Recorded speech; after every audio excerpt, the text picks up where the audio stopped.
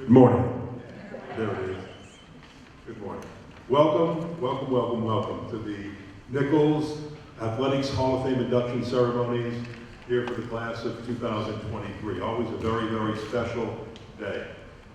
My name is Ken Berthelot. I'll be the master of ceremonies for this morning's events. My pleasure to be here. I was on the Nicholls staff for a good while, from 2005 to somewhere around 2011 and 12, and it's back to do many things, even when I left here to go back to work in television in New Orleans. Longtime voice of the Nicholls Colonels, longtime voice of the Tulane Green Wave, longtime sportscaster at Channel 8, long before it was Fox 8 in New Orleans.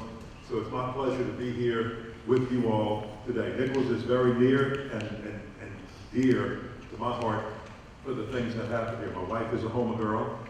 She was a Fungi, a Karen Fungi, and we just celebrated our 50th wedding anniversary, so thank you very much. We've got a great program set for you today, so we're going to get started, and I would like to introduce the athletics director of Nicholls State, Jonathan Terrell. Let me say this, as JT makes his way up here, come on up, JT. When I was on the staff here as an associate athletics director, JT played an integral role. He wasn't on the staff yet, but he played an integral role in the success of the Colonel Club, along with Lester Beamer, who's sitting in the audience today.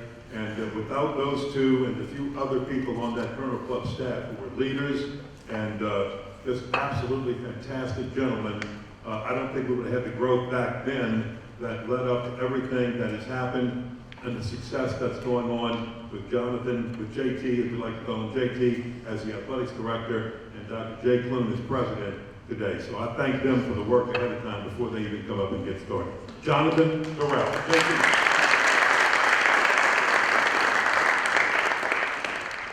How about them Colonels? It's a great week to be a Colonel, that's for sure. I always say it with so much pride. Good morning and welcome to Nicholls State University, class of 2023, Hall of Fame and Hall of Distinction. We're so excited about this class and what it represents. I have a few friends, a few people that I played with, teammates that are in this class, and so proud to be standing here as the athletic director to represent. I would like to recognize some of our Hall of Fame and Hall of Distinction alums. If you're here, please stand. Hall of Fame, Hall of Distinction alum. If you're here, please stand.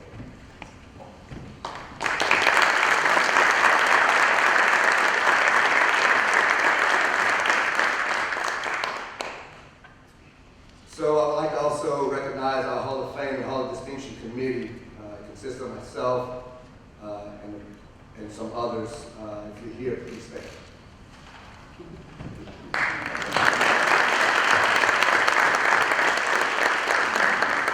So me, Lester, and Andrew didn't just pick this ourselves, I swear. So Dr. Kenny Reynolds, Henry Johnson, Katie Callahan, Jarvis Shanklin, and Coach Don Landry, all part of the committee that helped make this happen today. So thank you all for your hard work. I want to thank you for your service because of all the hard work that you did to put in the time to come and do this. We always talk about whether we're short staffed or whether we don't have enough people, we always find a way to call it the Colonel way. So I want to thank each and every one of you for coming out this morning and making this day special for our honorees. Again, go Colonels, so much pride in what's going on around campus, all the new buildings, all the new things that are happening, new coaches, new success, and the opportunity to win a conference championship today.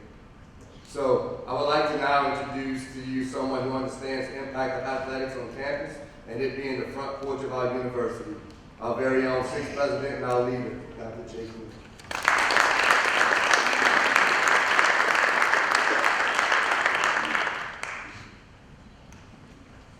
I attribute so much of the success to Jonathan Terrell. I always say I choose an athletic director, but I don't choose a single coach, and he is a great chooser of coaches around here. Good morning. Thank you all for being here today. We're honoring several special contributors to the rich history of Colonel Athletics, from our Hall of Fame honorees who gave their all on the field, the pitch, the course, or the diamond, to our Hall of Distinction honorees who have honored us and moved us with their dedication to our athletics program. Today's inductees join the ranks of the best Nicholls has ever had. These student athletes excel not only in competition, but also in the classroom. And we are so proud to welcome them back to campus today to recognize their accomplishments. Today there is an electricity in the air. We had a great week. We did have a great week, and we have a conference championship at stake this afternoon. I hope you have time not only to attend the game, but to see all the beautiful improvements we have made on campus over the past few years. To all of our honorees, congratulations and welcome to the Athletics Hall of Fame and Hall of Distinction.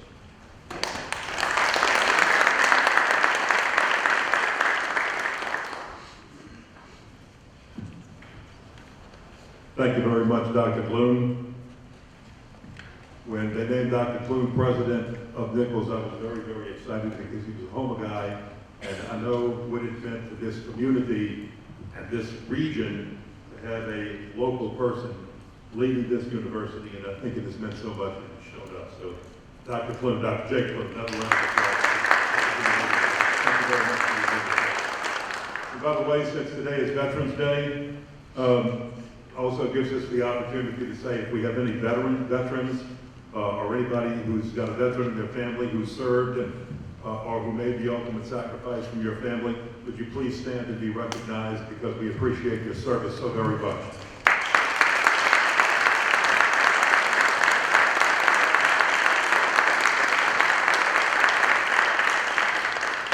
Driving in this morning, I was listening to ESPN radio, and ESPN has made a very valiant effort to really appreciate the veterans.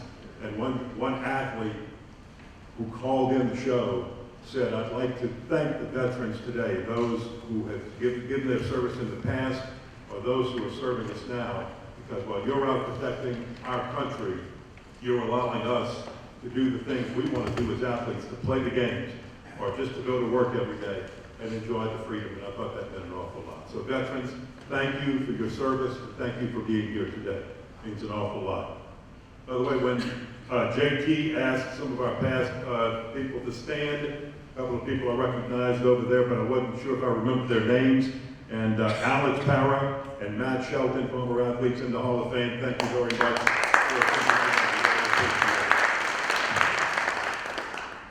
All right, let's get started. The Nicholls Hall of Fame and Hall of Distinction recognizes those individuals or groups who have made significant contributions to Nicholls athletics. The 2022 Hall of Distinction class recognizes a former student athlete who, after his playing career, has continually shared expertise with the Nicholls football program and the two most dedicated fans in Nicholls athletics history are right there in his family. There aren't many people who are more widely known for their generosity in Thibodaux than Tommy Meyer. Tommy's kindness can be seen throughout the community through the creation of the Ben Meyer Foundation, named after his late father. The creation of Acadian Music Fest helps raise funds for local organizations through the Ben Meyer Foundation while bringing a special Saturday to this city each fall. Tommy's kindness is especially seen within Nicholls athletics.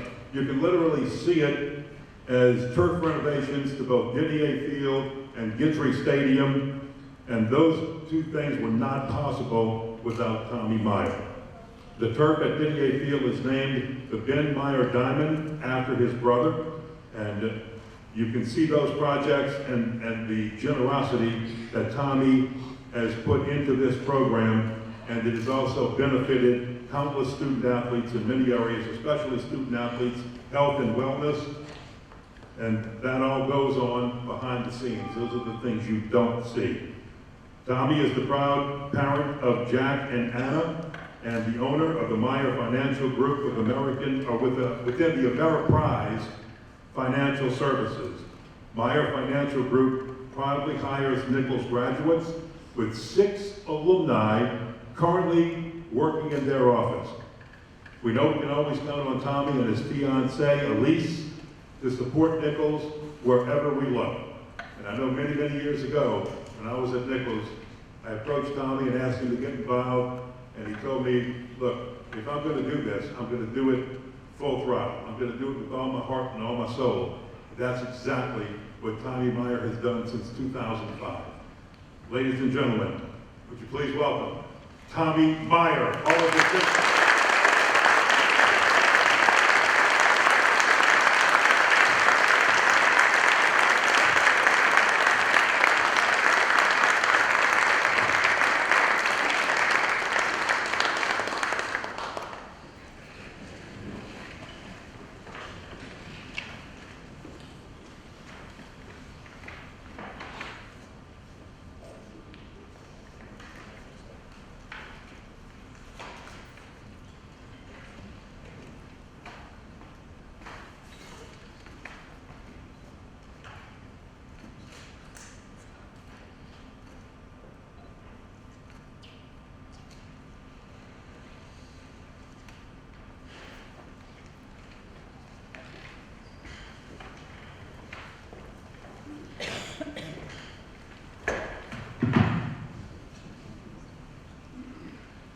typically just talk from the heart, and for some reason I thought it was important to write some things down today. Gosh, it's immense gratitude and humility that I stand here today.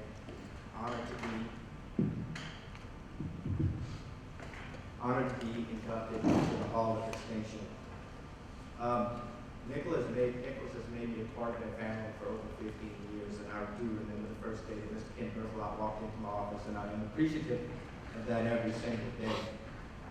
Our university is so important to our community and our surrounding areas. It drives our economy. It produces quality, traditional, and non-traditional graduates for our workforce. I've always been passionate about our athletics. It is, like JT said, our front porch, our billboard to the world, both good and bad. I am proud to say that through the work of the athletic department, coaches, and student athletes, that billboard is shining brighter than ever. Some of my greatest memories with my son Jack come on an athletic field of Nicholls. I'm also grateful that our academic and athletic departments work so strongly together to improve enrollment and overall university strength. So I was jogging one day, and I wish he was here, and I'm sad that he's not, when I got a phone call from a good friend of mine, Mr. Henry LaFont. He called to let me know that I would be inducted into the Hall of Distinction. I was completely overwhelmed. At first, I was overwhelmed at the thought that Henry thought that I was old enough to be in the Hall of Distinction. But second, that a man like Henry LaFont, who's given so much to this university and this community, thought highly enough of me to nominate me for this distinction. I am eternally and deeply grateful for that. Then my thoughts quickly switched to what exactly does this mean, and how do I prepare an acceptance speech for the Hall of Distinction? So in my confusion, I did what most successful college students would do today. I consulted my AI app, ChatGPT, and asked it to write a speech for me. Not satisfied with the results, but more concerned that Dr. Plume might flag me for plagiarism, I ditched that idea. So then my next thoughts went to what exactly is the definition of distinction? So it's defined first as the quality of being excellent or superior. And I thought, that doesn't fit me. So I read further, and it's the act of being not the same, different, or something that distinguishes you from others. And this hit me. I am different, and I am distinguished. But not only because of me, but because of the people that surround me. So I thought to myself, I'm going to do something a little different because I think this award has been given to groups before. I think it's been called groups. I'm going to ask some people to stand when I talk because their faces are almost black as much as mine. So first, I'm blessed with a work team, a work family, Admire Financial Group. By the way, as was mentioned, all have graduated or has some direct affiliation with Nicholls. This team does all the work, from daily routine to Acadia Music Fest, and sit back and allow me to take all of the credit. Thank you for showing me the meaning of humility. Would you please stand?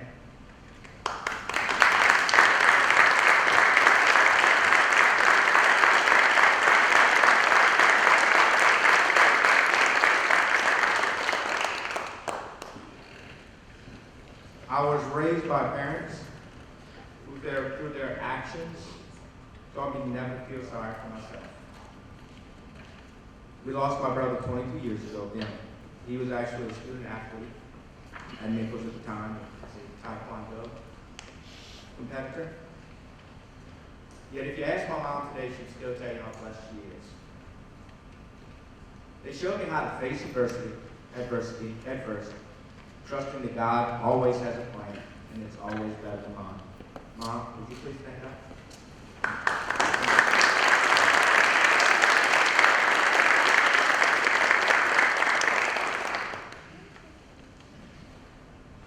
My brother Rick.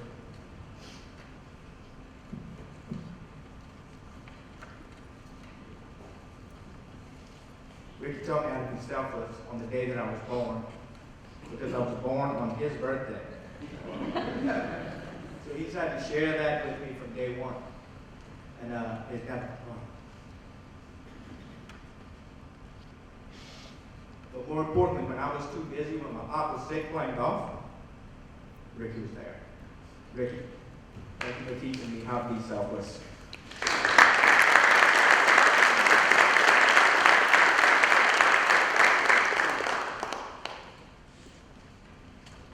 My children, Jack and Anna, who have given me fits, and still do to this day, have always taught me courage. They've never wanted my help. They never wanted a leg up because who they were. They never took the path of least resistance, and they will chart their own course. And I can't wait to see where that leads them. Thank you for reminding me that the sweetest fruit is usually on the way. Jack?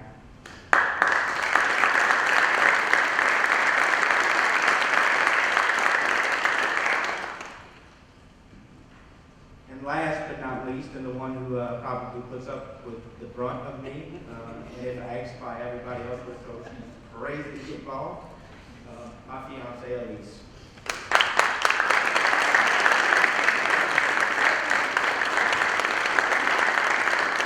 It's truly hard to define how special you are to me. Being with you made my life so happy. I know I am not the easiest person to deal with on a daily basis, but thank you for doing it with such grace. Thank you for teaching me patience and unconditional love. It is through these people that I recognize God's gifts. It's helped me to understand that I actually do deserve recognition. Because all this is truly a reflection of Him through me. God has blessed me far beyond what I feel like I deserve. And I find it my responsibility to give these big gifts back to fulfill the purposes in our lives. And I can't thank Nicholls State University enough for being a platform to be able to allow me to do that. So thank y'all.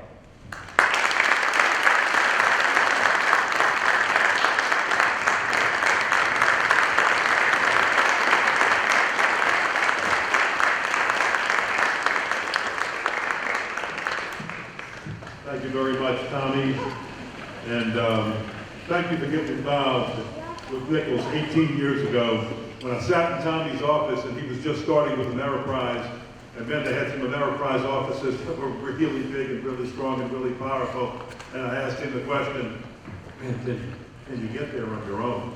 And he said, with God's help, I can. He said, I'm going to leave it to Him. If this is where I'm supposed to be, I'll be here 18 years later. This is where you're supposed to be. Says it from up above, right? Very nicely done. You know, sometimes you're not from a community, but you come into a community and you say, where's the local university? Because I want to be part of it. And Dr. Matt Porsche may not have attended Nicholls, but he adopted the university as his own, so much so that Nicholls has bestowed upon him an honorary degree. Matt is a Houma native. He's a chiropractor and partner in Marceau, Arsemont, and Pizzolata, professional chiropractic. We'll never know how many championships that Matt has helped Nicholls win by creating the healthiest backs in the Southland Conference. Matt has given an endless number of hours to student athletes in his office, on campus, off campus, and while traveling with our teams. Matt, we might even, some people here might need an adjustment after this ceremony, so just watch where he's sitting in case you need one. Matt is also the president and was integral in the creation of Huddle Up, the fundraising group for Colonel football. Matt and his family, his wife Casey, and children, Owen and Avery, are Thibodeau residents, and they bleed red and gray throughout the community. Ladies and gentlemen, let's welcome to the Nicholls Hall of Distinction, Dr. Matt Horsch.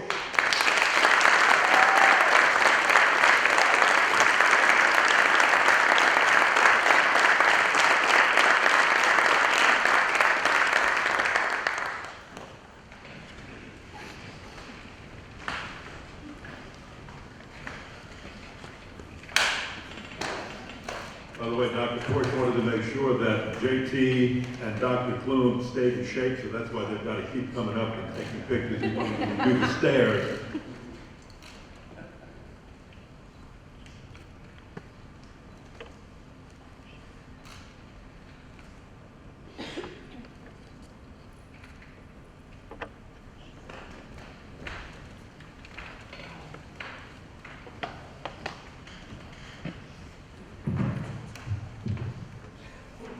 What an honor.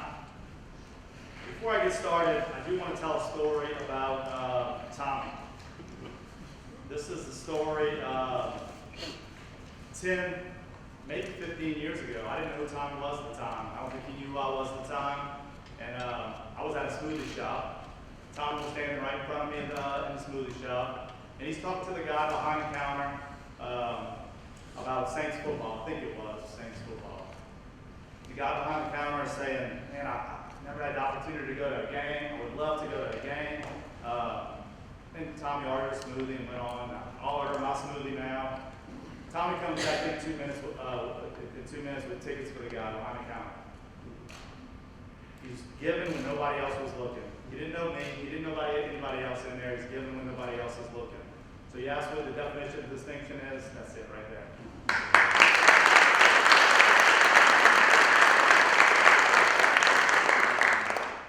I have to say I felt a feeling of guilt when I was told about being inducted into the Hall of Distinction. It just didn't seem right being honored for something that I love so much. It felt selfish in some way. Part of what took me into the career I chose was the opportunity to be around sports. So I wake up every day feeling blessed to get to be a small part of Nicholls State athletics. When I first moved to Thibodeau, I recognized early that Nicholls is the heartbeat of this community. And I just wanted to be a part of it in some way. It didn't take long for Nicholls to open up its arms and pull me in. Soon after opening our clinic, I was treating one of the Nicholls assistant coaches. He told Coach Jay Thomas that he was coming in to see me, and a few days later, I was sitting at my desk and one of my workers buzzed my office and said there was a man here to see you. It was Jay Thomas. He was there to personally invite me to practice.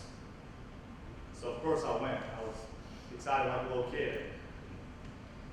While I practiced, Coach Thomas came over to me.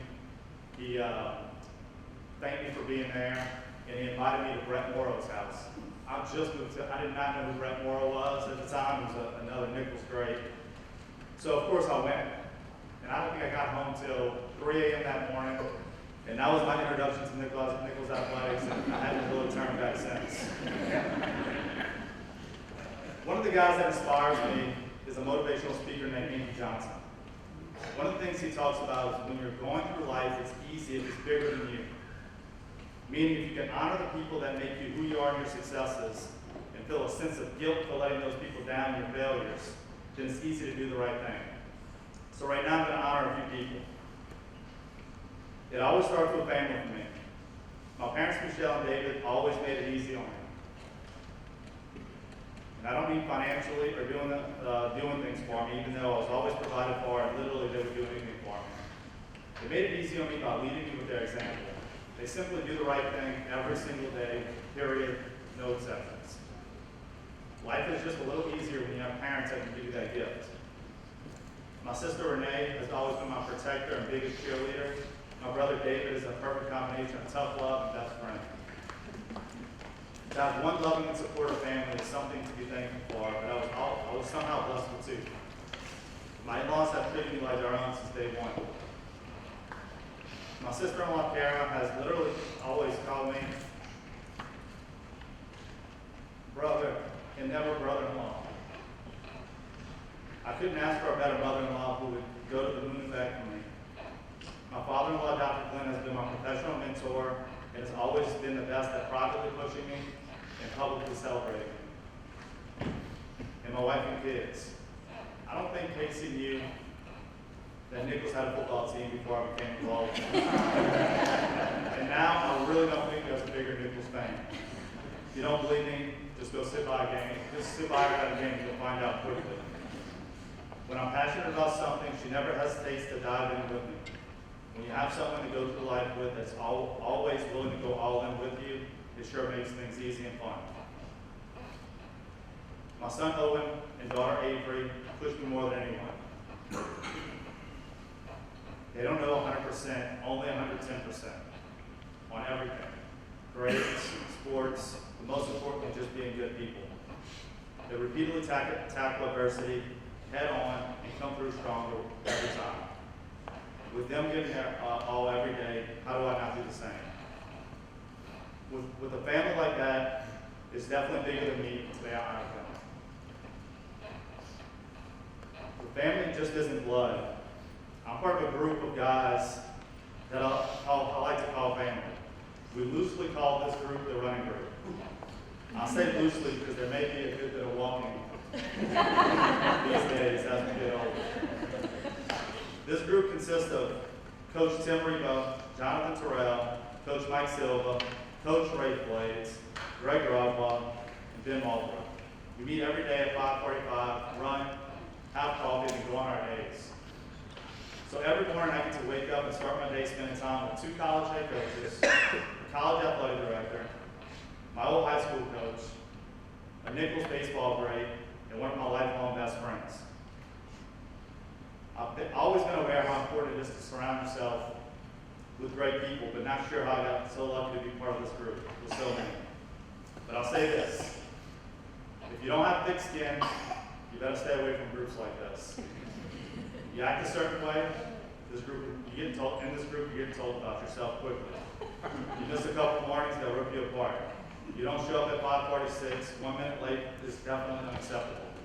We fight at times, we laugh at times, we laugh all the time, but most importantly, we would do anything for each other. Surrounded by people like this, it's simply bigger than me, and today I honor them.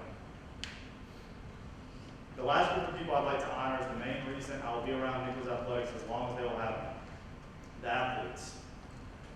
I tried to figure out how many athletes I've gotten to know over the years, but couldn't come up with a good number. I do know it's in the thousands. I get to be around elite athletes from all over the world, absorbing so much of their knowledge, character, work ethic, perspectives on life. Typically when I meet them, they're wide-eyed freshmen, full of excitement, and leave as men and women ready to take on the world. I can't say how special it is to help them in some small way through that journey. Anybody that knows me knows that these type of things make me feel a little uncomfortable. I don't typically like the spotlight and much rather operate behind the scenes. But I do have to say this honor is extremely special to me. I want to thank everyone that had a part in it. Other people here that are so special to me, my godfather, Stan Grodwell's here, Kip Roman was here, he's got to be one of my best friends through Nicholls. That's another thankful thing. Same with Toby LaFont, he's here, just got to be one of my best friends. Brent Douglas is here with his son Carter. Wade Richard, it's always been so special to me throughout my career. And then the athletes, Chase, Marcel, Chandler, I see Wes here. That's just so special to see you guys here. Thank you guys. Go Colonels.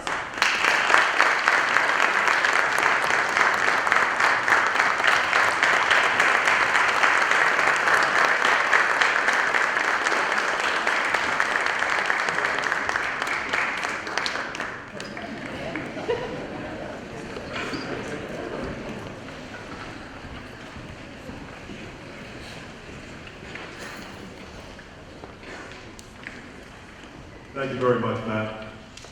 And we appreciate all you do. Our next and final Hall of Distinction honoree is Ainsley Pratt. Ainsley was a soccer student athlete from 2014 to 2017. And while Ainsley started over 80% of the games during her 3 seasons with the Colonel, it's her work off the field, off the pitch, that's really illustrious. And it included having a 3.85 grade point average as a pre-med major in 3 years. Pretty doggone good. Ainsley, who was always the smartest person in the room, used her intelligence as the Nicholls Student Athlete Advisory Committee President and then served as the Southland Conference representative with the NCAA Student Athlete Advisory Committee. It was here that she was integral in creating and passing numerous NCAA rules related to student-athlete wellness, time demands, and transfer. See, that's where the portal came from, I'm telling you right there. No, just kidding. Ainsley received the prestigious F.L. McDonald Postgraduate Scholarship from the Southland Conference and graduated from LSU Medical School after her career at Nicholls. Ainsley unexpectedly passed away earlier this year. The soccer program retired her number 28 earlier this season. Nicholls Deputy Athletics Director Andrew Kearney will accept Ainsley's induction into the Nicholls Hall of Distinction. But ladies and gentlemen, a round of applause for Ainsley Pratt.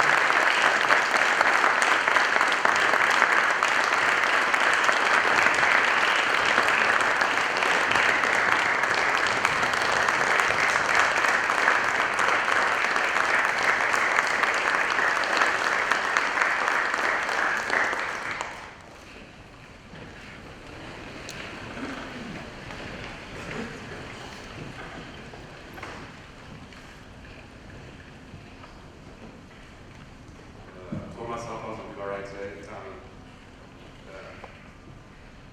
I'm going to try to do the best to get through this. If you knew Ainsley and she heard you saying that, she would, I'm going to use the words Ainsley would use to honor her. She would have said, whatever, feel that shit. She was very real. As Ken mentioned, the soccer program, thanks to Coach Bodine, everyone for honoring Ainsley earlier this year. Retiring your number. Your family, extremely grateful that honor and extremely grateful of this as well.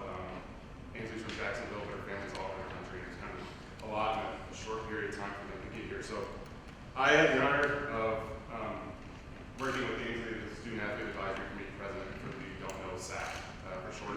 It's kind of like this student government for student athletes. And for the longest time here at Nicholls, it was kind of the thing we just had. We didn't do a lot.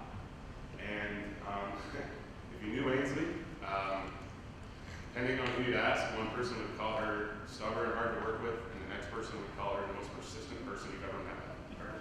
So, when most people look at a situation and say, we can't do that because of something, whatever that might be, Ainsley didn't believe in that. She always believed in doing the right thing. To the point, I know Ken mentioned, like Ainsley graduated 3 years pre-med with 3.5 like GPA. Insane. The smartest person in the room, and the former head soccer coach Dylan Harrison brought her to her transcript when she was coming on a visit. She had a 4.95 GPA in high school with a perfect SAT score. And I kid you not, was the smartest person in any room she was in. When she served the NCAA's, I'm sorry, it's on the SAC. There are times, and I'm glad it's not here, there are presidents and ADs and commissioners who meet with student athletes. They don't give the credit they deserve, they don't listen to them. And Ainsley commanded that. And for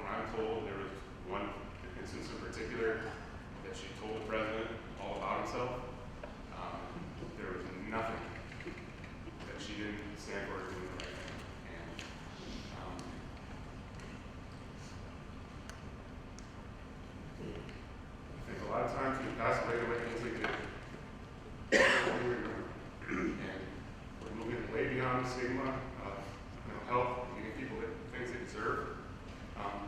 And I don't want that to be what we remember things for. She changed everything about how we treat our student athletes, what they have at Nicholls. And it's hard to kind of put it into a few paragraphs, the change nationally she did for student athletes. So you're talking 300 student athletes a year at Nicholls. You're talking probably upwards of 5,000 in the Southern Conference. We're one of 36 Division I conferences, and I think when you add in, you're probably talking hundreds of thousands of student athletes a year, and as Matt mentioned, thousands of people it has impacted. Whenever Shane was here today, she reflected everything and pointed to some other cause that she was serious about.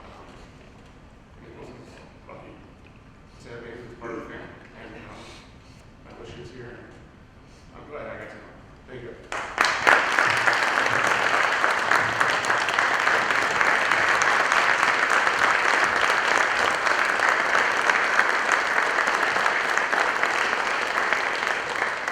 Andrew, that was a beautiful speech, and I think it opened up eyes onto how much Ainsley meant to this department and how much he meant to society as a whole. And I'll tell you, it's very, very special. We all think, and we make a difference, and we leave a difference. When we're gone, will anybody know that we helped them out? And I think Ainsley up there is looking down, and she knows that she has made a difference, and people appreciate that. Thank you for so eloquently communicating that to everybody today. Thank you very much, Andrew Kearney. Ladies and gentlemen.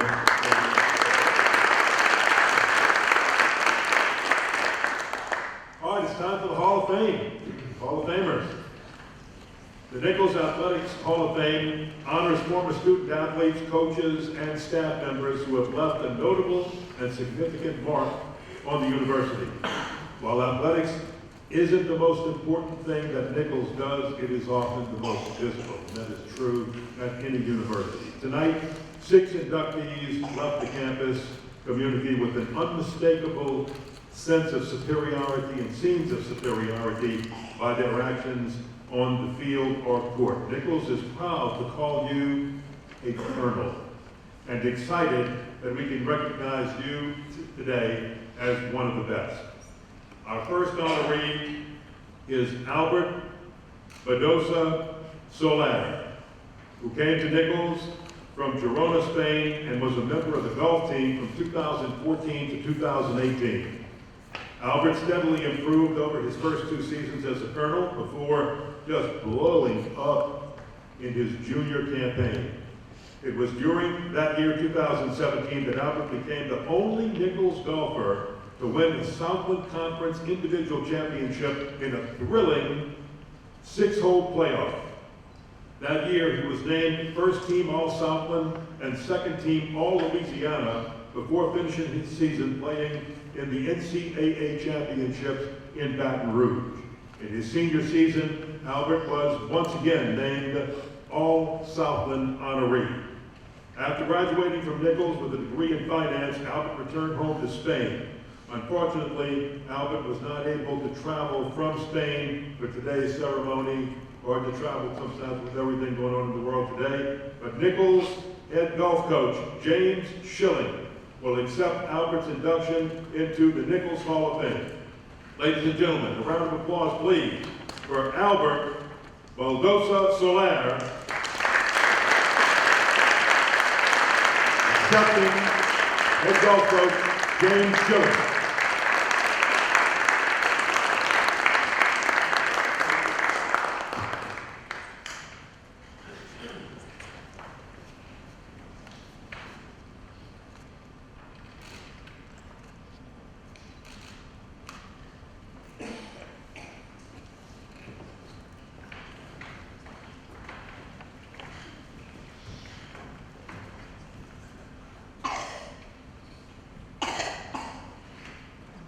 Well, good morning. I thank everyone for coming out this morning for our Hall of Distinction ceremony, as well as our Hall of Fame that we have. I would like to, or would be remiss if I didn't thank a couple of our distinction members that we had. Tommy Meyer, who has made financial contributions not only to the the items that Mr. Berthelot already mentioned, but to our tennis teams, our track teams, our golf teams as well, and then for the care that Dr. Force has given our athletes, mine included. So I want to thank you for that specifically.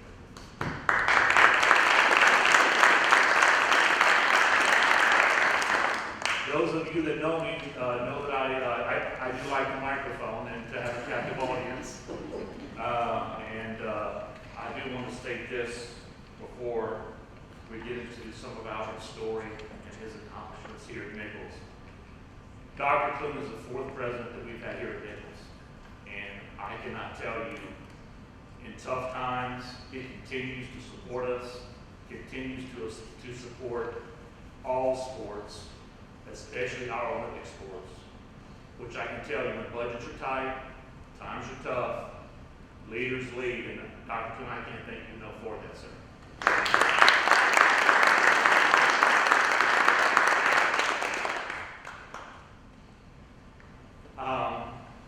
With regards to Albert,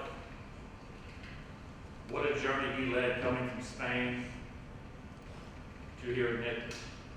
When Albert arrived here at Nicholls, he had a phenomenal short game. So basically, half of the package that you need to play competitive golf, he had covered. He was a competitive athlete. The rest of what he needed to be a Division I player, to put it simply, wasn't quite as refined as what he needed. He had a wonderful attitude, just a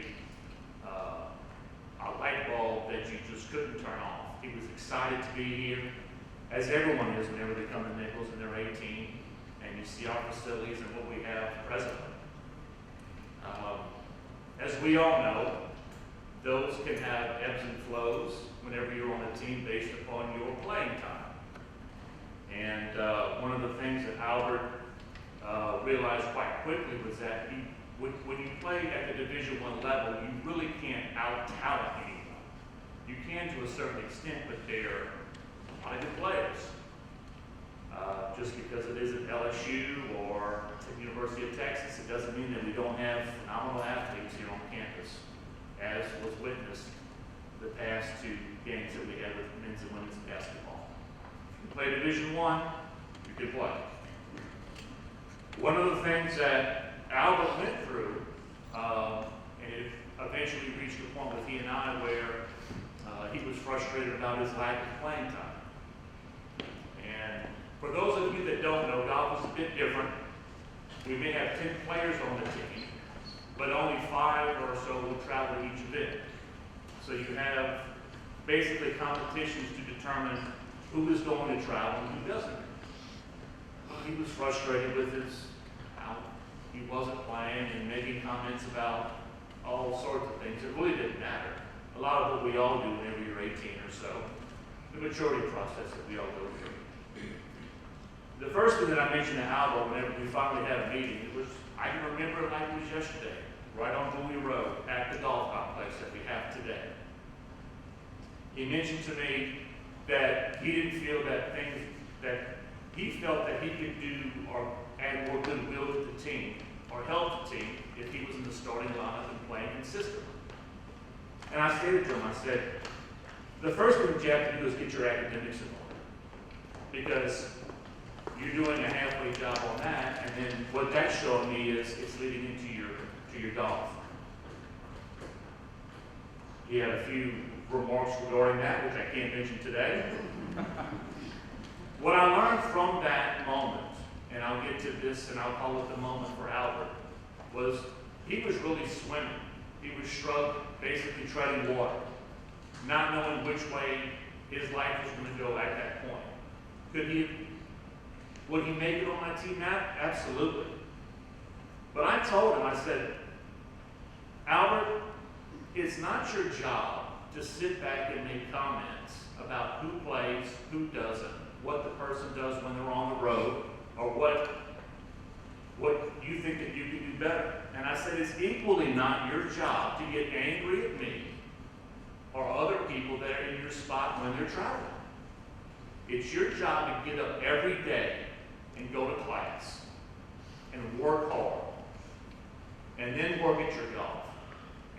continue to work until you've done everything that you can. And then when your number is called, you put in everything that you can do to make things improve. Did his golf improve right away? It didn't. His academics started. That freshman year, he did wind up going to the conference tournament, and he finished almost last in the field of 7. Almost last. So I'm thinking as a coach,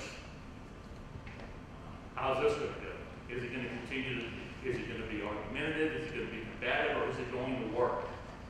He came back his sophomore year, and I didn't hear a word. He hit so many golf balls, we didn't have any grass left on the golf facility across campus. And he worked and worked and worked, and 2 years later, the same kid that almost finished last in that event won it. On the same golf course, against the same competition. So, with that being said, I don't think there's a better testament that I can give to Albert, because it's a lot, as a former athlete, it's a lot like what you get at Nicholls. You have to earn it. You may be overlooked, but it doesn't mean that you cannot be successful here. So I am proud to induct Albert Bedosa-Soleil, first-time candidate, unanimous, Hall of Fame. He earned it. Thank you.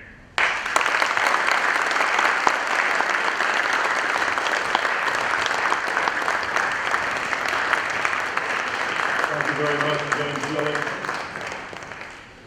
You know, I was on staff here from 2005 to about 2012 or 2013, somewhere up in there, but I was the voice of the Colonels in 1972 after graduating from Louisiana Tech University. So my history goes back. Sometimes I feel like I can share little bits of history about this university that you don't know. When I was on staff here, James was actually a part-time golf coach at that time, and he came to me at one time and he said, "Ken, we have a great tournament every year, and it's being held at Ellendale, which is a very nice golf course, but it's thought of as a country club golf course." He says, "Man, if I could just get onto one of these great golf courses, TPC golf courses, it would open up things. And people would, I have teams from all over the United States that would want to take part." So I went to a Chapelaya, and I worked out an agreement where Nicholls could use the Chapelaya course to practice, to play, and to hold tournaments.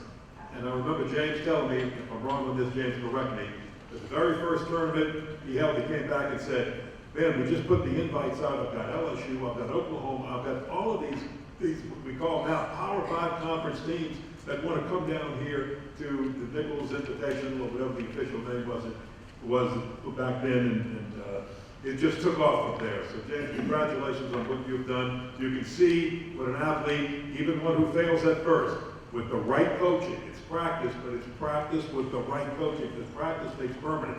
It doesn't make perfect, and with the right coaching, you become a very, very good player. And I appreciate what you've done for the athletes on the golf team at Nicholls. James Shelley. I applaud James, but sometimes I fear his honesty. I asked him if he could help my golf game. He took a look at it and he says, I think I can assess this very quickly. I took a couple of swings and he said, I said, "What do you do?" He says, "I can give you one word." I said, "Yes?" And he said, "Tennis." Our next inductee is Carlos Camara. Carlos was a mainstay in men's soccer lineup as halfback from 1981 to 1985. Unprecedentedly, Carlos was the team captain all 4 seasons. Carlos, his former head coach Lester Beamer, sitting with us today, calls Carlos a born leader that exhibited an unrivaled work ethic that helped lead to personal and team success. And I know if Lester said it, it's true, because I know how hard he worked that team. Carlos' success was recognized by being named the team's offensive MVP and All-American Atlantic region twice. His leadership helped the Colonels to invitations to the Southern Bell Soccer and the SEC tournaments. Carlos was also involved with the cross-country and tennis programs while at Nicholls, and received a degree in civil engineering technology from Nicholls in 1985. Carlos resides in Houston with his wife, Lisbeth. They have 3 children, Christian, Oriana, and Gabrielle, and wife, Vicki. Ladies and gentlemen, please welcome to the Nicholls Hall of Fame, Carlos Camara.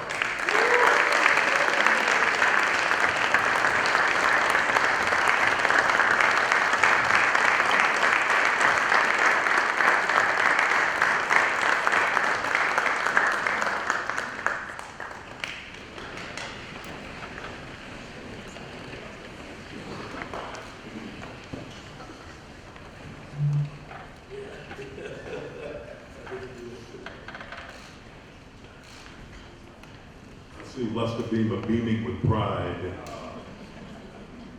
in the audience.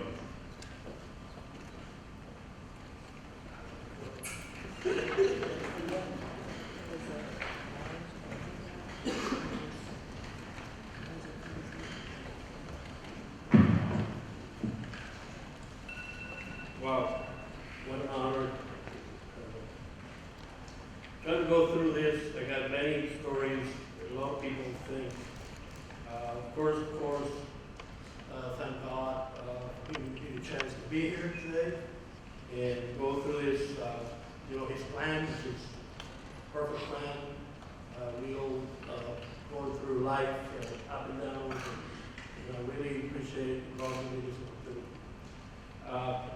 Of course, help in thank all the committee, the Hall of Fame committee of Nicholls State University, the board, the leadership, Dr. J, thank you very much for your support too, to be here, my family, my wife Elizabeth, Oriana, Javier, Mr. Vicky, man, thanks for coming out today to this, fine recognition today, and really very, very happy and humbled to receive this today. A couple things I want to mention. We say likely student athletes, and I believe that what we put through in terms of sacrifice, efforts, keep the grades, keep the rhythm of practicing 3-4 hours a day. Is really something that I encourage people to do, and also my kids did through their college career too.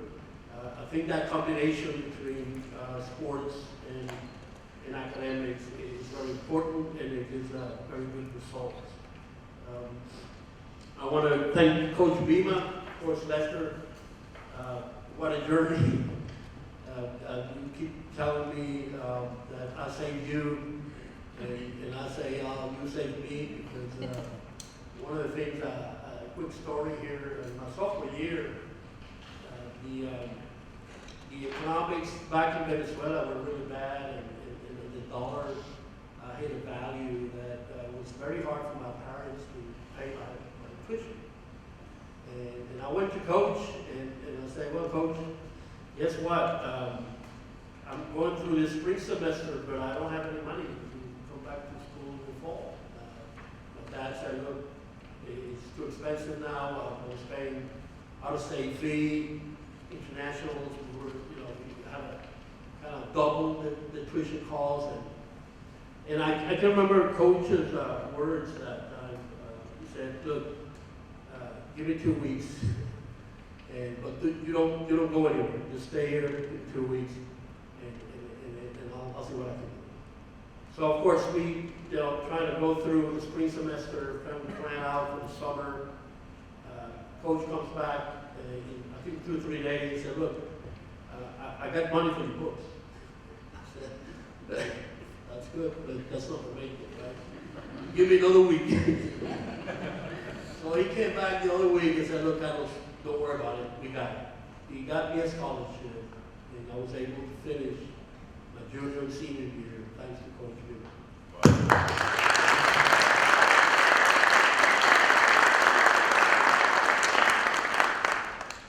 And yes, that's the kind of coaching and the kind of people that makes Thibodeau and Nicholls State.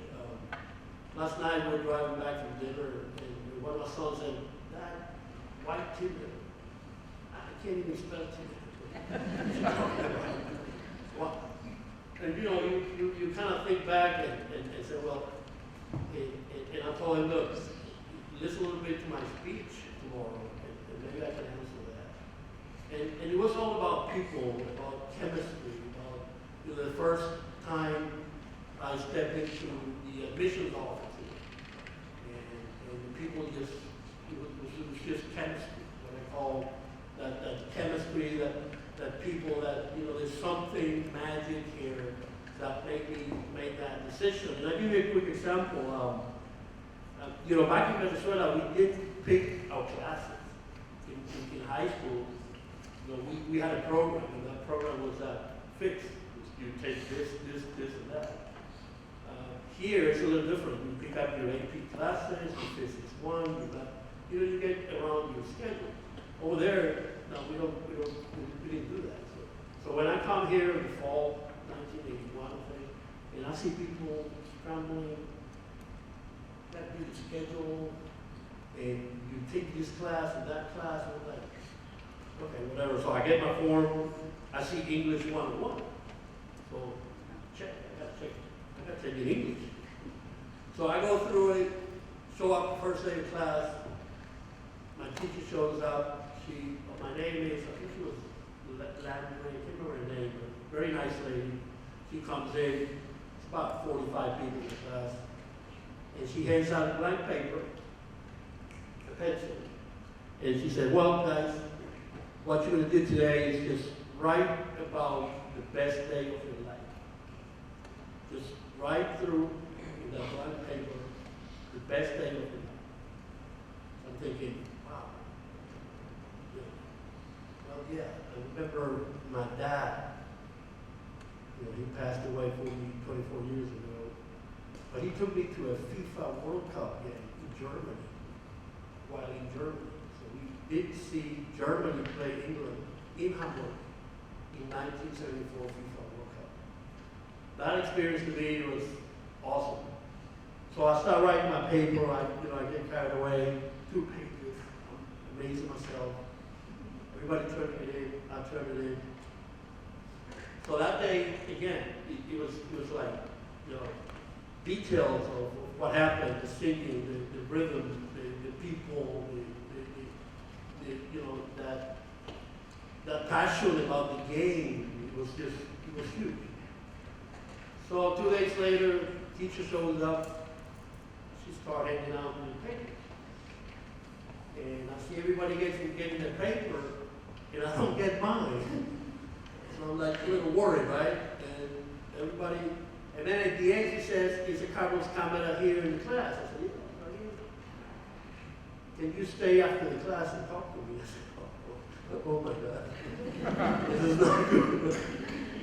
This is really either very good, she liked mine, or it's really bad, right? So I kind of sweating through the class. At the end of the class, I step out and say, and she asked me, Carlos, yeah, she opened that paper, and I see little red circles everywhere. That's not good. So she said, you in English 101 here, yeah, but you are in the wrong class. You gotta go to the 101 of international students. And this is the best story ever read. From all the stories, it's a good story. But I don't want to grade this because this is an F.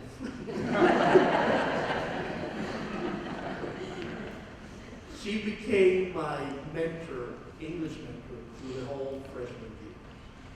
She will make me do conversations once a week. She's helped me in speech class. She was just a beautiful mentor in terms of academics. So back to the question Gabrielle was thinking last night on why Tilio, and that's why the people. Okay. I want to thank, of course, my mother, my father. My mother couldn't be here today. She has some health issues. She's 93. She lives in Florida. She tried to make it. And my dad, again, big supporters. My dad was as 1945, he was named the best soccer player in Venezuela. He went on, he went on and played international competition around South America a couple times. And I think that's where that talent came through. And my sons, Gabriel and Christian, also had that talent. I want to also take my hat off to the NCAA. I think what the NCAA does with the student athletes, it's amazing. I think it was mentioned by our golf coach in terms of how many student athletes are around this program every year, how many people they touch at critical age. I think you mentioned Alberto, is that 18 years? I mean, I can't understand that because again, we did get homesick. What we did, I was 5,000 miles away from home, and all I had was written letters from my mother that will write, and I still keep them, by the way. In tough times, I got a little shoebox hidden in my closet, and you open up those letters and you read them today, and they're still good. They still encourage you and take you the right path. So back to Alberto's concerns and issues. We went through that, and thanks to you guys, to the coaching, teammates, thanks for coming, thanks for being here, my roommate Alex, love your persistence, the dedication to helping out. Matt, Coach Roger, Mark is not here today, but again, this group of people here, thank you, and God bless.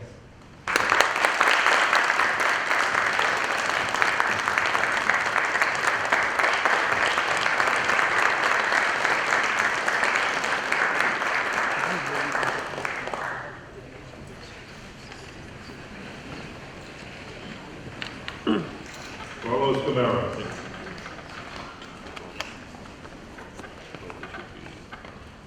All right, we're moving on to a couple of football inductees.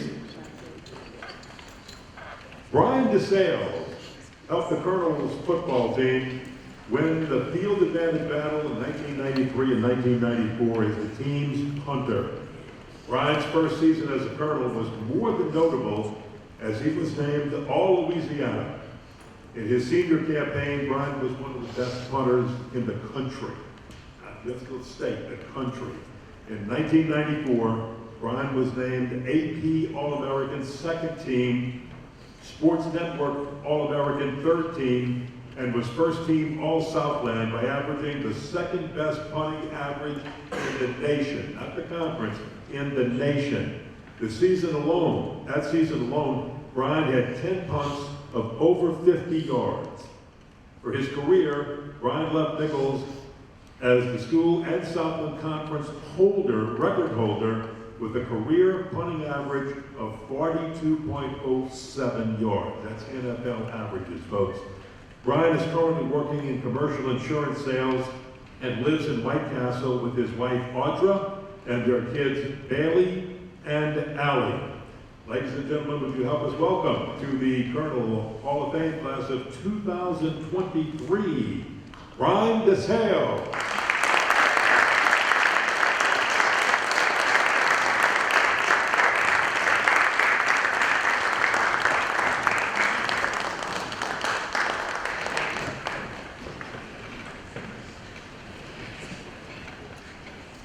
He looks like he can still play, huh, folks?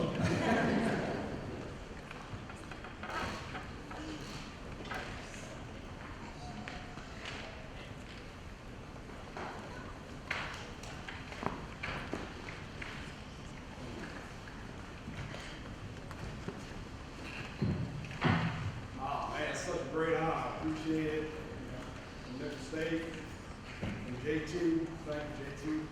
JT and I had the opportunity to play together 30 years ago. I'm not really big down on speed. I ain't writing anything down, so it's all technology. I was looking today, I saw 2023, I was like, man, my number was 23. 30 years ago. That was pretty awesome. Nicholls was a great place for me and my family.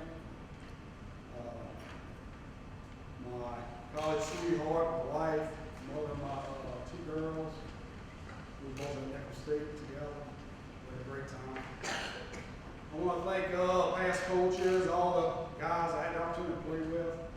I see some here today, Toby, Kip, JT. Really great times for me back then. I'm local, both my parents, retired educators for 30 plus years. My mom, beautiful person. She still is here. She helps the community a lot. My dad was a coach for 30 plus years, an educator for 30 plus years. He was the one who taught me how to kick a football. We spent a lot of time together, many hours, on the football field, on the track, kicking camps. He was my photographer, video guy, wrote down all my stats, made sure everything went out to, all the colleges or coaches, wherever it had to go. He put it out there. Everything I owe is to my parents. They gave me the support and love. Love to my little sister, Monique. Monique's, my nephew Tyler, he played here for 4 years with me. And I want to thank Tyler because he nominated me. I really appreciate this award. This is a great honor. Thank you for having me. And go Kermit.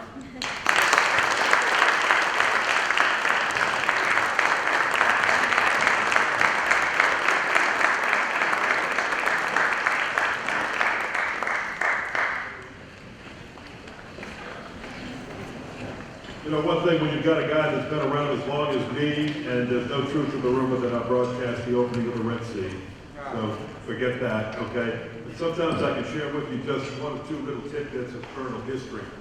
After I graduated from Louisiana Tech and I got my first copy of it, there was only baseball and basketball. Football didn't exist yet.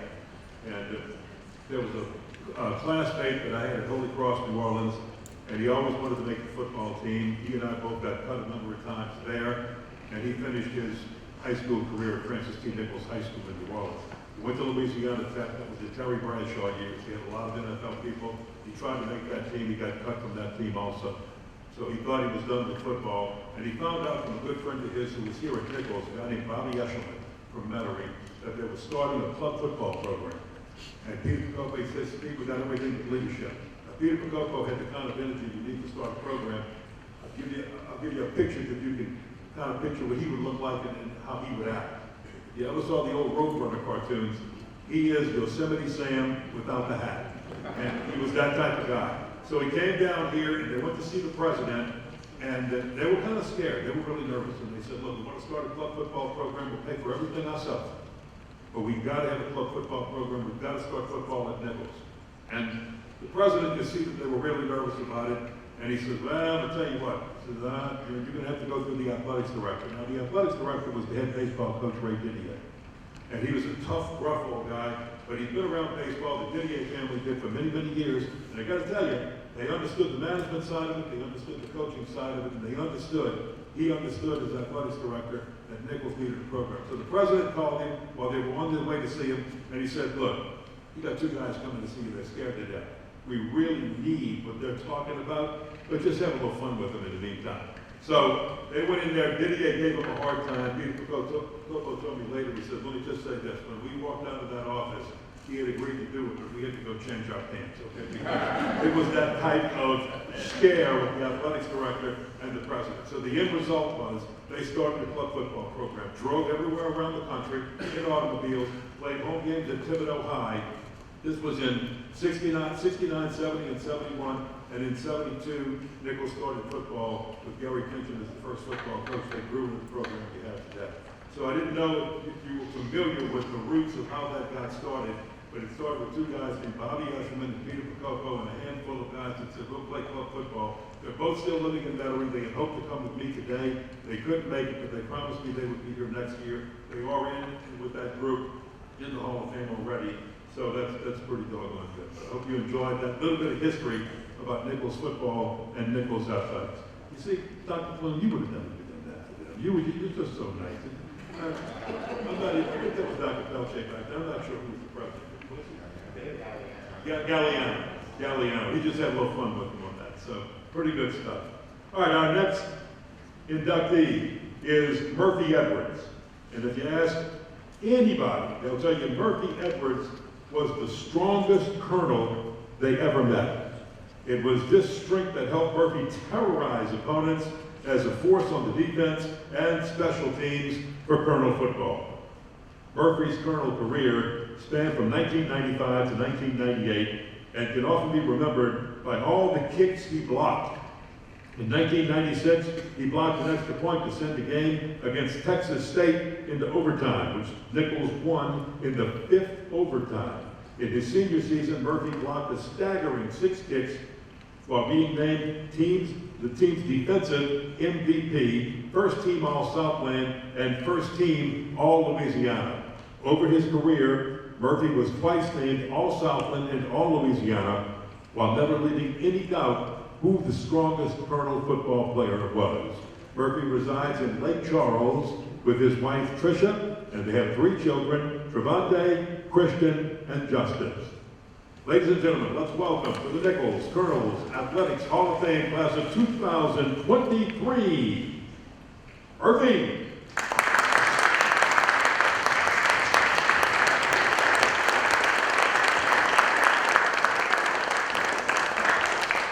Murphy Edwards, looking good.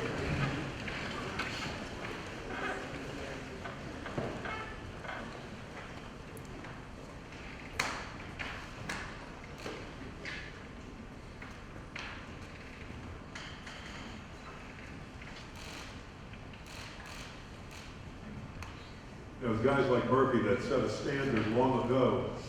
That's the reason the Colonels have been so good in all of these years. So, Murphy Edwards.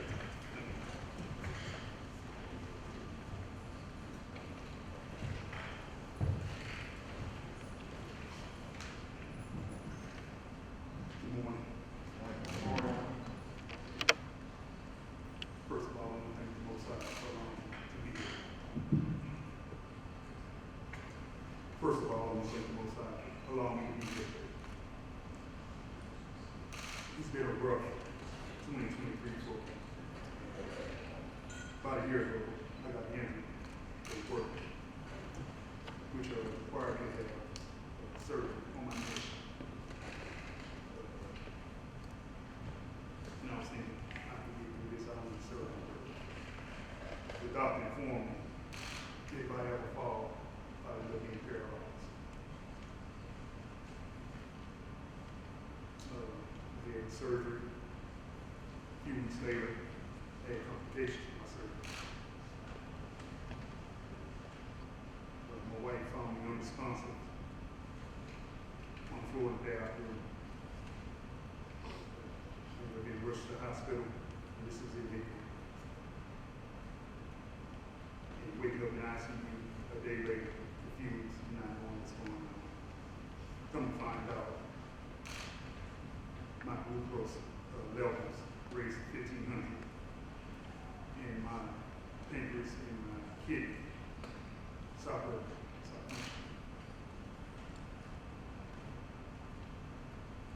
And that's why I'm glad I'm here today, to be able to accept this award from you all. It's a blessing. I want to thank my parents through this time. They've been with me all my life, supporting me in everything I do. Murphy and Rose Hills, would you please stand?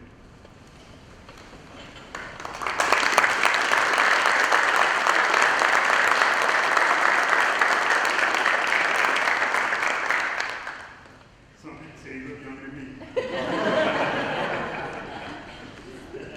I also want to thank my beautiful wife, Tricia Edwards. She's a nurse by profession, and she really nursed me and helped me rehab throughout this time for the last 7 months. Please stand, Tricia.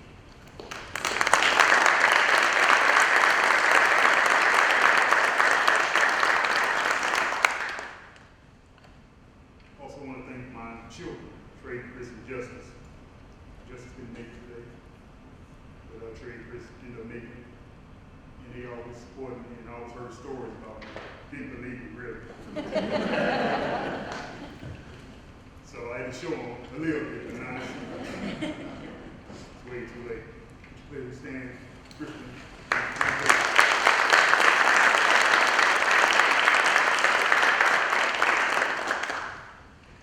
Also want to thank my red coaches who helped me start this football journey at age 6 years old. Thank you for 19-year-olds. Yeah, talent football back then. See what came right now. Yeah, that's from 3 weeks ago. I had a knee replacement. I want to thank Coach Urban Show, Coach Ray, Coach James Garrett, Coach Roy Antoine, Coach Gino, and Coach Boone for laying the foundation for me in football, for teaching me how to play football the right way. I also want to thank my high school coach, Mike Jones, for teaching me different techniques of being a defensive lineman. And I know y'all looking at me kind of short for being a defensive lineman. Yeah, that's the position I play. And playing an assistant that would help me transition into college football very easy. The only thing he couldn't help me do was grow tall. You know, it wasn't always an easy path to earn a scholarship in football. My freshman year of high school, I played, freshman JV, like a lot of kids or whatever, and played basketball. But they only a year. And they're waking up one morning, standing up about to get ready for school, and just fell to my knees in so much pain. I'm like, I don't know what's going on. All I can do is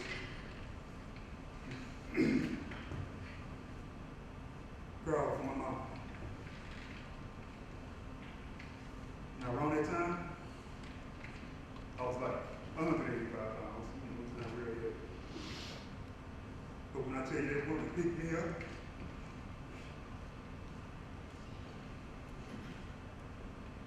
threw me in the car to rush me to the hospital. I always knew she was strong, but not that strong, you know. And after testing and x-rays and stuff like that, I was found to have a rare bone disease, which would require surgery. And had surgery, was in the wheelchair for a couple of months on both knees. Worked out, rehab real hard and everything. Think I'm gonna play the next year. I was hoping. A lot of people saw I wasn't gonna play football anymore, but I was hoping. You couldn't tell me that. So I couldn't play that year. So the doctor told me, seen enough years here, everything heals and everything, and maybe next year. So I ended up playing my junior year. And then coming up on my senior year. My senior year I played pretty well. My team went to state semifinals for 3-5-8. I received several honors from the first team, all district, each being, I was the MVP of the district, and also made first team all state as the youth being 5A football. Now I just knew I did enough to earn a scholarship. Because of my talent, my grades, and my ACT scores. But as time passed, there was no scholarship offers. I really was in my feelings.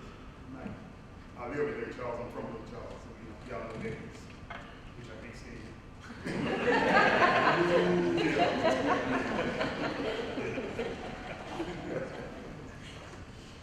And they didn't know. But it was meant for me to be a Nicholls State Colonel. Because in that state semifinal game that we lost, we played Coach Darren Barbier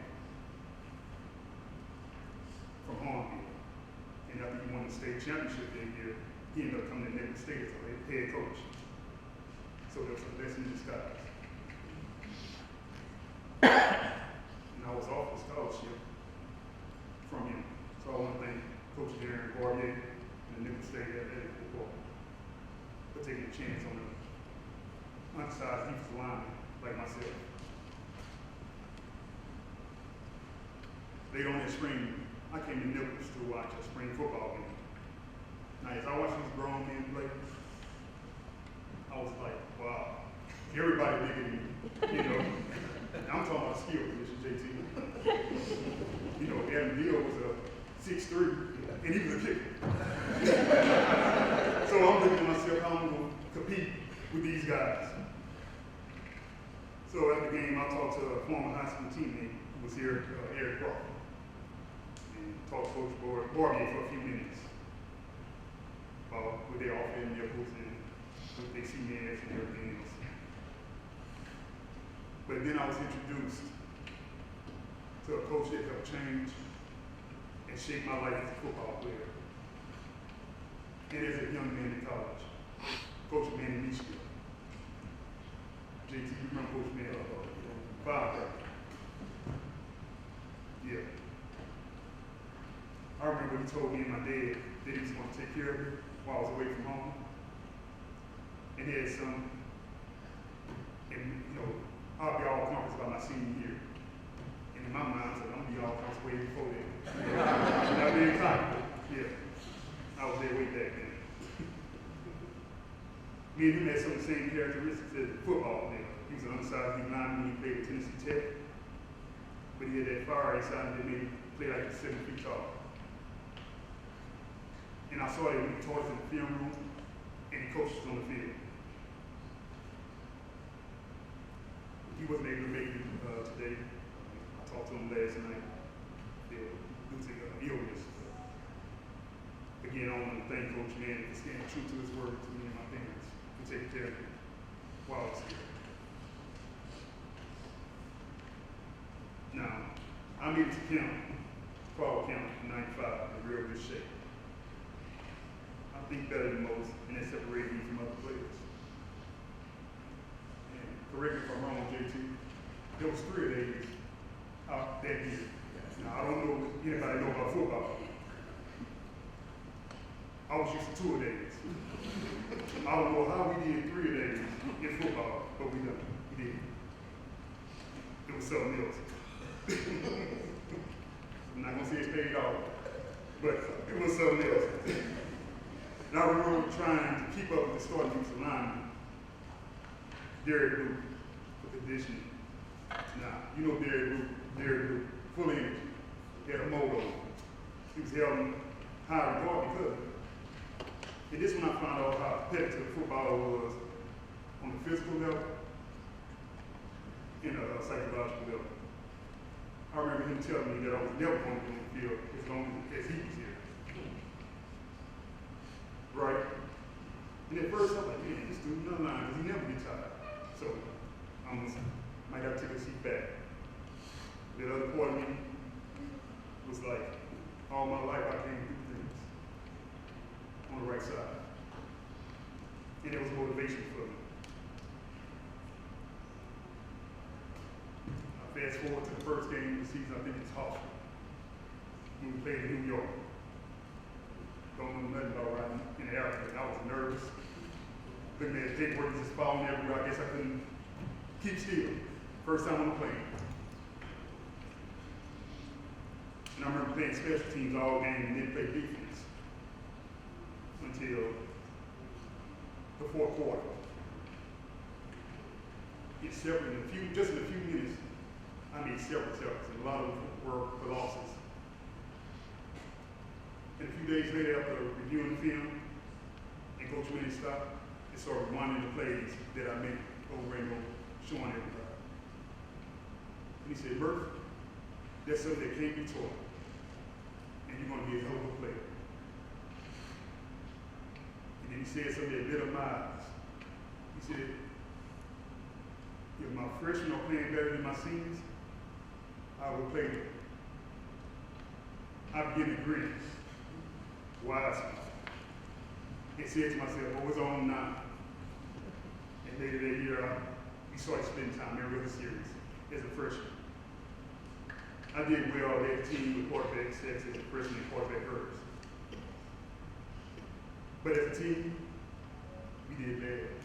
Yes. 0-11. Yes. Oh. 0-11. I came from a winning tradition. I don't think we lost 11 games, total 4 years in high school. And they left a bad taste in my mouth. I mean, and I got to hear it from people in Lake Charles especially. They go on to end up going to Nicholls. But the spring before my sophomore year, we had several transfers come in.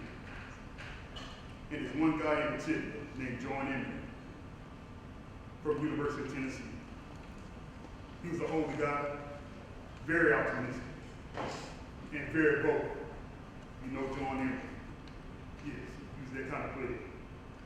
I mean, I remember him coming into the film room and saying, "Coach, we gonna win this year. We gonna do this. We gonna do that." And I'm looking at him crazy like, "Man, you know we just lost 11 games last year." But that's when I found out how one person on the team they can make a difference. When I watched him, he played and he had fun on the field. He didn't take it all serious like I used to be on the field. And when I saw that, and the other players saw that, it was like a competition among defense. Who's going to get to the ball first? You know, it was always competition, but it was good competition. That motivated us to play better.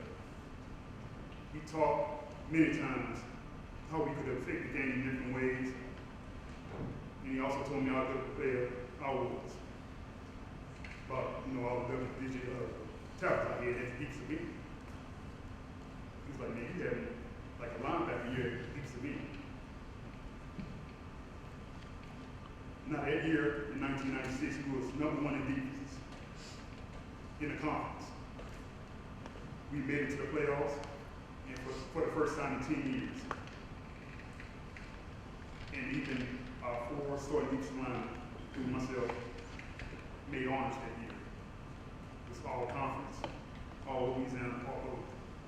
I ended up making all Louisiana that year. Going into my junior year, I did well. Our team didn't do too well, so I believe it was like 5 or 6.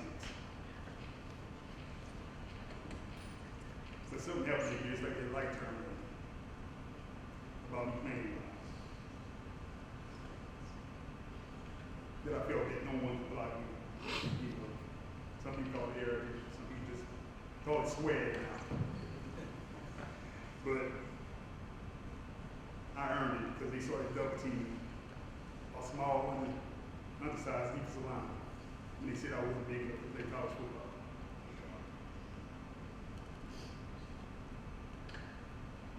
I remember playing Troy State. He was #2 in the nation. Leading up to that game, my wife called me that morning. Said she, labor pains. And I'm waiting until she's in Lake Charles. So I'm just thinking to myself, now this is 5 o'clock in the morning. I'm gonna get there, because I didn't have a vehicle. My roommate, Sean Johnson, heard the conversation. He just threw me the keys and said, "Go." You know, and that's a good friend. Didn't worry about nothing. You know, his parents weren't too happy. You know, me taking the vehicle all the way out there, but I ended up making it to see my son's Tremonte's birth. And truly, I forgot all about Nicholls and football. You know, just seeing tiny human being in my hands. That was for me. So days go on. Tuesday, Wednesday, Thursday, so I get a call from Coach Barber. He said, "Hey, Rick, how you doing?" I said, "I'm doing all right." This is like a casual conversation. I'm not even thinking about football or whatever game or anything. He said, "I'm doing pretty good." I said, "You coming back to school?" I said, "Oh yeah." You know, like, it caught me out there. They gaze. Like, I do have a responsibility to go back to school, football and everything else. I said, "Yeah, I'll be there on Friday, Coach." I ended up coming back to Nicholls on Friday. And I'm thinking, I'm not going to even play because I missed a whole week of practice. And that's the only time I missed practice was during that time, at Nicholls. So Saturday came, starting and everything. It's like nothing happened. You know, I guess they understood what happened. And I ended up having a great game against number 2 ranked team in the nation. They had like double-digit tackles, 2 sacks, pass breakup for interception. Just had a terrific game. And they on that week we had a meeting. I'm going over and I made conference player of the week. And then Coach Barrier said, "Hey, Murphy, you need to have a baby every week." That's good enough right here. But anyway, going to my spring year, before my senior year, I was moved to middle line. Now, this was a big change for me. All my life I played D-line. I wouldn't even come. I wouldn't Coach Manning like, "You sure about this?" He's like, "Yeah, man, you gotta know what up." But the more and more I played it and practiced it became natural. I had spring to learn a whole other position, plays and everything else. Mind you, I was preseason all-conference that beats me. And the selfish part of me was like, "You kind of messed me up on this, you know, this is something brand new." But I did it for the team. It became a middle linebacker. And I remember this one game against Stephen F. Austin. They had this guy, fullback. I mean, he was great. I mean, I watched film on him and he was tearing every linebacker up. He played. I'm not gonna say any names, but they small Americans too. And I was like, wow. I just told everybody on defense, I'm not worried about the chaplains. He's mine, great. Now, I didn't make any chaplains, but I did punch the whole game long. And we won too, so that's a great thing about it.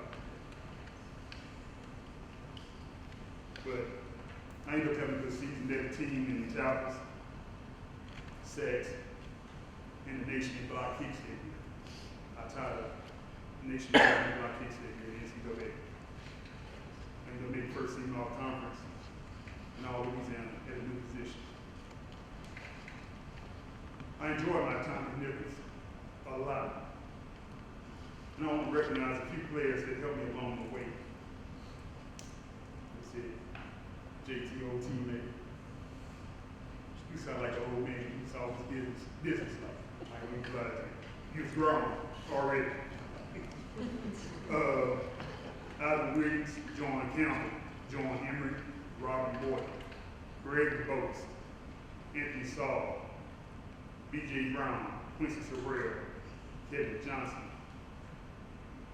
Terrell Lewis, Jabari Ransom, Aaron Smith, Eric Crawford, Reggie Davis, Tyson Patterson, and many more. I want to thank the Hall of Fame Committee, athletic director, old teammate Jonathan Terrell, and NSU athletic for his own. Thank you.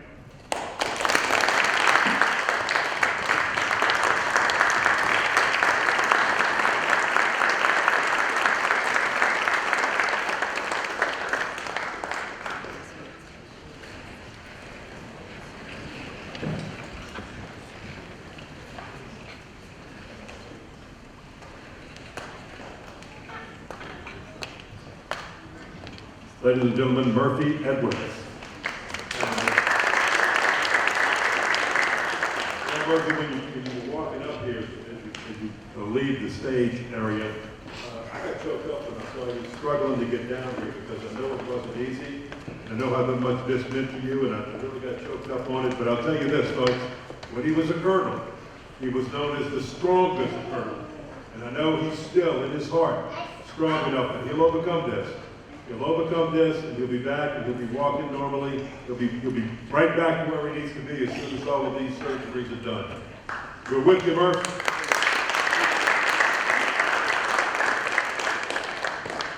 Oh, wait, first it was Brian, then it was Murph. They all played with Jonathan Terrell. They all played. How many years did you play here? They didn't have the current rules. How did you get 7 or 8 years here with Nicholls? My goodness, man. Then came back with the Colonel Club, and now he's athletics director. He just won't leave. He just, I love it, man. You better not leave. You better stay right there, okay? All right, our next inductee. Oh, she was good. Hannah Haydell. From 2013 to 2016, Hannah Haydell dominated the circle. That's the pitcher's mound in softball, if you don't know. It's called the circle in softball, and it helped turn the Nicholls softball program around. The Ames, Louisiana native started over 75 games, including a 1-0 no-hitter against Southland Conference rival Northwestern State. Hannah was twice honored as an All-Southland honorable mention for a standout senior season. In 2016, Hannah dominated the Southland Conference on her way to being named Southland Pitcher of the Year, First Team All-Southland, and NFCA All-Region. Hannah was the first Colonel to win 20 games in almost 20 years. How's that? Over her career, Hannah ranks in the top 10 in the program in wins, strikeouts, saves, and ERA. Hannah also excelled in the classroom, being named Southland All-Academic twice, graduated from Nicholls with a communications honors degree, and resides in Baton Rouge with her husband, Joseph. Ladies and gentlemen, let's welcome to the class, Nicholls Hall of Fame class of 2023, Hannah Haydell.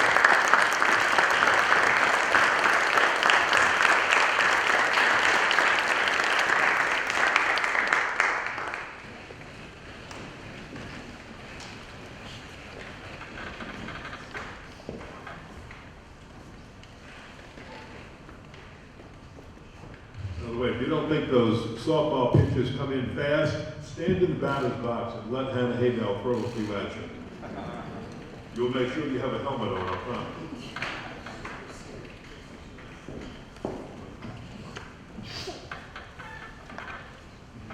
Good morning.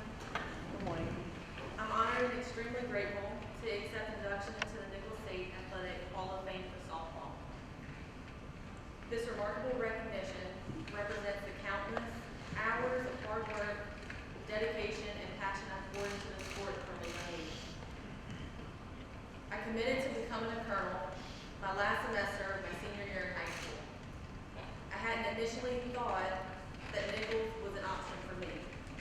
But when my future coaches reached out and shared their vision for developing a winning program, I was hooked. I knew I wanted to be a part of the building process for my team and those thereafter. A decision that has afforded me a tremendous athletic and personal growth.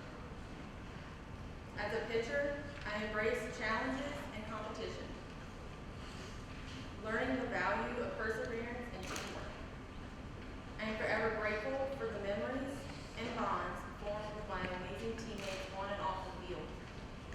Together we experienced the highs and lows while developing a winning team and family unit.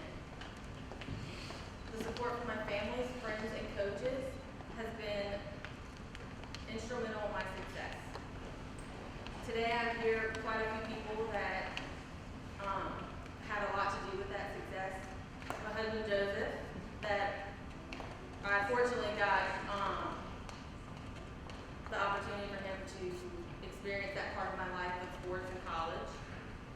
My parents, who toted me to all the travel games, high school games, hotels, fields, in between practices, and were my temporary catchers growing up.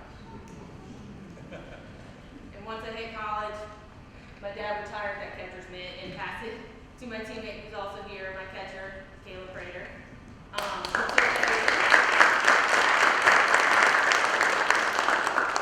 He took that over and was a huge support, catching all of my strides and fastballs that turned into drop-offs. With little something.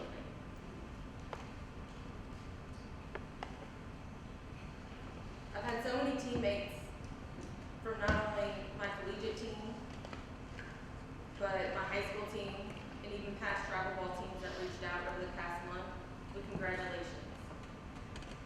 It touches my heart to see the volume of lives I've affected by sharing the love of the game. Nicholls State University provided me the platform to pursue my dreams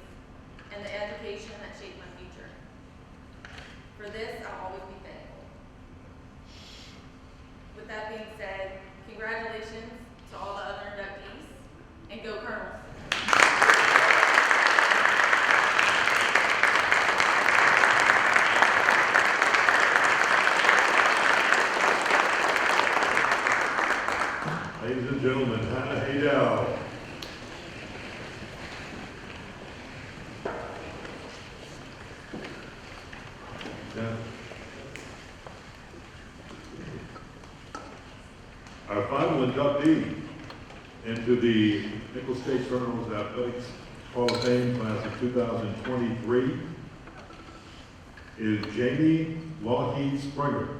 She was a Colonel track and field student athlete from 2010 to 2015 who earned 8 varsity letters while specializing in the javelin. Jamie never finished lower than second in the Southland Conference, and she dominated the conference while garnering just about every award possible. Over her career, Jamie was All-Southland Conference 4 times, All-Louisiana twice, and was the 2013 Southland Outdoor Track and Field Student Athlete of the Year.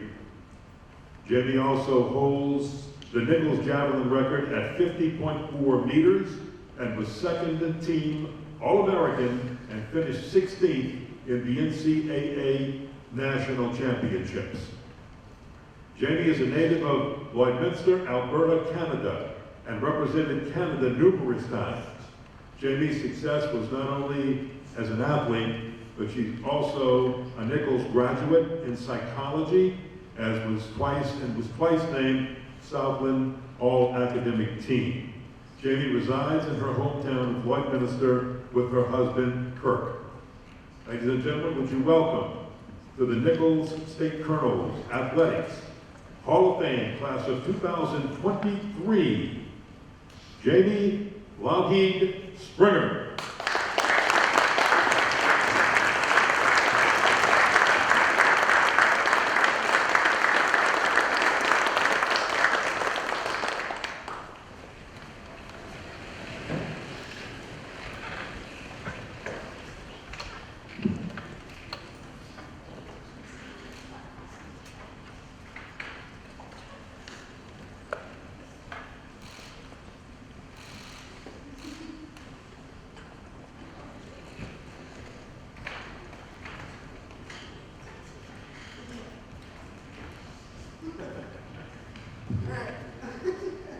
I want to thank everyone for being here today.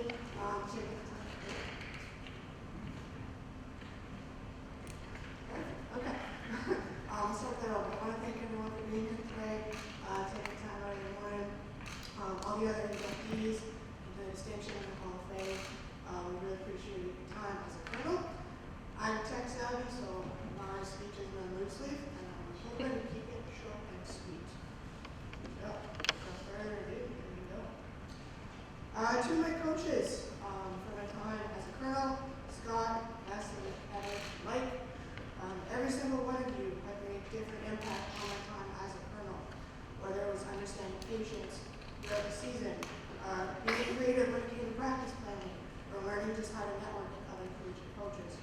You've taught me skills and tactics that have transitioned well into my time now as a coach of the sport.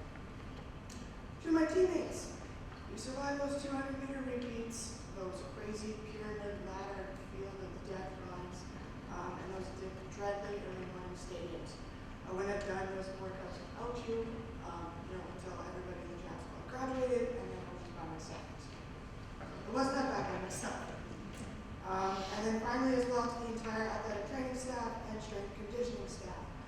I was lucky enough to make it through all 4 consecutive outdoor seasons without a major injury, and I have y'all to thank for that.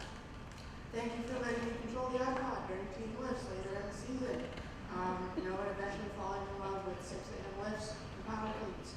My body can't handle lift after lift needed, so I want to thank you for that.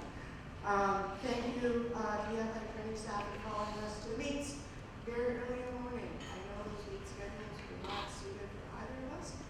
We do appreciate your time. Both of those departments put in an insane amount of hours, for the good of all students, athletes, both past and previous, current, and that should never go unrecognized. To everyone mentioned in their speech and countless others throughout campus that assisted behind the scenes, in the classrooms, on and off the field, it goes without saying you made my time as a colonel one of the most memorable times.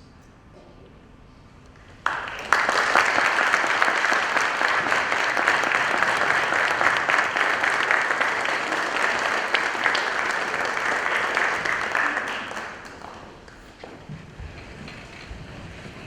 Jamie Lougheed Springer, and she traveled all the way down from Canada, from Lloydminster, Alberta, Canada. Can you throw a javelin that far? Could you have hit the canvas with it all the way from Alberta? I believe she could have. I really did. What a fantastic morning. What a fantastic event. I would ask all of our Hall of Fame inductees and Hall of Distinction inductees to please stand. Just please stand for a final round of applause.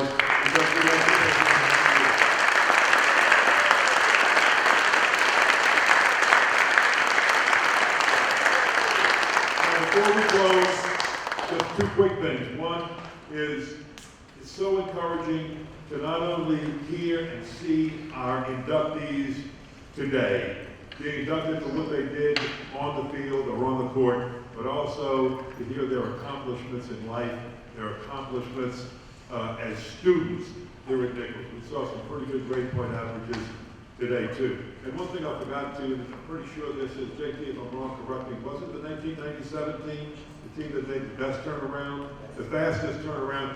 So with Berthie and JT's and Brian's, well, Brian wasn't there in 97, right? Okay, you were on with that time, but the 97 team of which current coach, the current football coach was an assistant on Derek Barbier's squad, so Tim Lebo was an assistant.